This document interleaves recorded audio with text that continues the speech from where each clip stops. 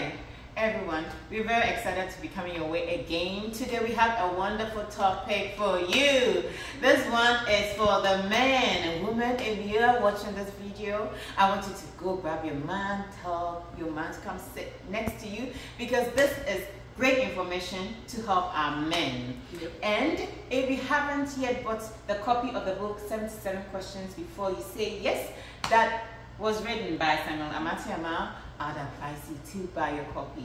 Please click the link below. Purchase this book from Amazon and any of the other book outlets that it's available on. And I'd like you to subscribe to this channel, give us some likes, and share this video. Like I said from the beginning, we are so happy to be coming your way again. And today, our topic is how to get your woman to do what you want them to do or her to do.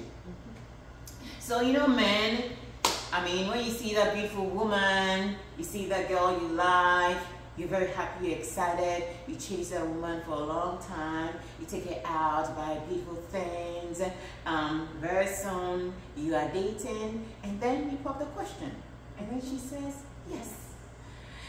Fast forward, we're married. You're married, you're at home, and then everything stops. Nothing is happening. So how do you get back, you know, to get that great thing you had going before you got married? I have today with me again Capri to help with this discussion. So I'm going to turn to her and find out, what do you think the men should be doing? Well, fast forward, like Auntie Mary said, we're home, we're married, we're next. Keep me in the know, keep me knowing that I'm here to make the decision. It's a lifelong journey and we are stuck in it together. And we need to keep understanding and knowing that we are in this together. You're not by yourself, and I'm not following you. Before, people would say, okay, you follow your husband. No, now we walk side by side. That's right. So we are partners in this whole thing together. You don't make the decision and tell me. You bring me along. Sometimes, in some families, women, I'm not saying that women run the home, but women are like the major decision makers. Before it used to be just men being the decision makers, but today you can have some women being the decision makers, but they carry their husbands along. And the men don't mind at all allowing the woman to make the decision. But we being in a marriage together, we both decide and we both agree. We disagree to agree, we agree to disagree. But whatever happens, there has to be a decision that has to be made. And with that being said, if we are in it together, the men will have to allow the women to see their side of the story and be able to buy into it. How do you get me to understand where you are going and what to do? You just don't tell me and I do it. There's a way you tell me and I do it. Let's say you want us to make a decision to buy a new TV. I'm okay with the TV, the 32-inch we have. I can watch all the channels I want. But, well, the football season is coming up and you want a bigger 75-inch. You need to let me know why. You can't just call me and say, whoa, I'm at the store, I'm buying a TV. Oh, no. It happened. Not with the money that we made together. We decide. Have we done this? Have we paid the mortgage? Have we paid all the bills? Have the clothes been bought? Do we have grocery? The little extra we have, we make that decision to do it. And once you are telling me this, the way you say it makes me come along. So like I always say, the why, the what, and the who, it all plays a part into this. Keep me sweetened, keep me in the know. It's like, don't just let me lag behind. Allow me to be by your side all the time, making the decision with you. You don't just marry me and put me in the house like a wardrobe. Nope. I'm coming too. Greatly said. She talked about decision making. Very, very important, because right now we're in this together. So, I mean, you can't just, you know, make the decision and say, hey, I've done it. Are you okay with it? I mean, when you do that, the woman will feel like you really don't respect her opinion. You don't respect her views. you really don't cherish her input into creating that wonderful atmosphere and home you want to have. That is really, really great. Another area I think that the men sometimes forget is the fact that they need to get to know their wives, their partners. Yeah, the dating period, yeah, it came, it's gone. Now you're living together. Do you really know your wife? Do you know her love language? Do you know what she likes? Do you know what she dislikes? Do you know what makes her happy? Do you know what makes her cry? Do you know what makes her sad? These are important questions you should be asking and finding out from your wife. Kathy, what do you think about that? Well, that's very true. Well, Auntie Baby, you've asked a very, very good question. Do our men know us? Because during courting, they're totally different side of us. One, we don't wake up in the morning together. Two, you don't know what my mornings look like. You don't know what my afternoons look like. You don't know what my evenings look like. We see each other as and when. So we don't have a total 24 hours together. Some women wake up with makeup on just so they see their... You've never seen me without my hair. You've never seen me without...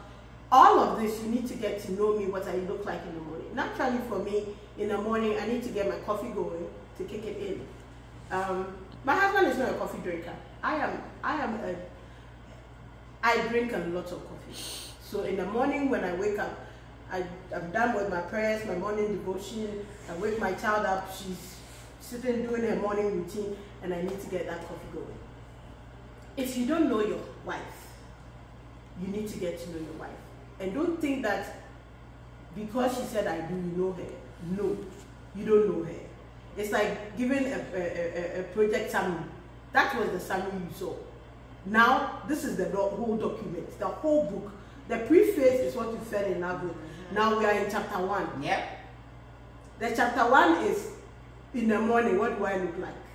In the morning, what do I sound like? When you do something that I don't like, what do I say? What first word comes out of my mouth? When I'm upset, how do I apologize to you? What do I even say in the morning? Do I even wake up and pray in the morning?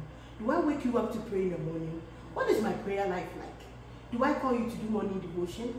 Do I even say and do what I told you I am? You don't need the woman to open their mouth and tell you. You need to find out. This is the finding out time. When your woman wakes up in the morning, you know that she likes her things a certain way. She likes to get ready in the night before the morning. You need to understand that to be able to do that, because some men just wake up and iron their clothes and go. Maybe your woman is the type that says, iron all the week's clothes and Monday, Tuesday clothes, we know what we are wearing. She's the one that plans. Maybe your wife is the up and go type. You need to learn your wife. You need to understand the type of language she's. Is your wife the type say, me say you, or the wife that will say, or the one who say, like, pardon my French, but that's in our tribal or local parlance, is the one that apologizes before insulting you, or the one who just goes straight away and insults you. So it's this is where you learn you fell in love. Listen, you fell in love with the preface. Now you need to read the whole document. It is not a day's journey. It is every day as and when. So, Auntie Rebbe, this is the little that I have. It's really, really important, because I can turn to Capri and go, Je m'appelle Rebecca Matiama, et toi? Ça va? Exactly. Did you see what she just said? She didn't understand a thing I said, but I was speaking French. So if your woman's language is words of affirmation, and you are buying her gifts, then you missed it. If it's physical touch, and you're like, let's spend some quality time, then you missed it. So this is really, really key. You getting to know your woman, you getting to know what she likes, and that's what will keep you guys going day after day after day.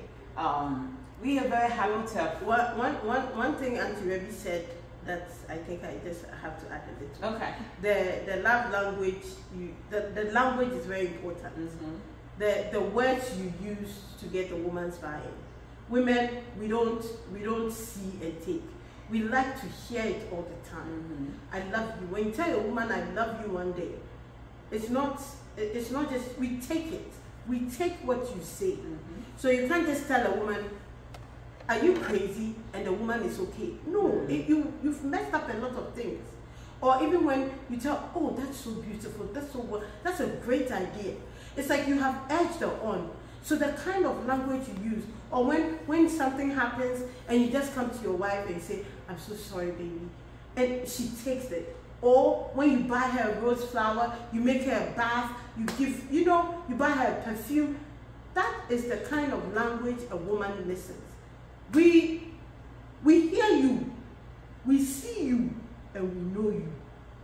So that language, women, we speak in so many ways, with our bodies, with our face, even the face, our eyes.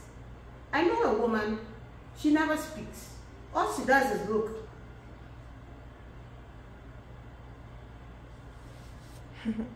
All of this, women do that. Sometimes men don't understand. But women, we understand. When I meet another woman and she doesn't speak,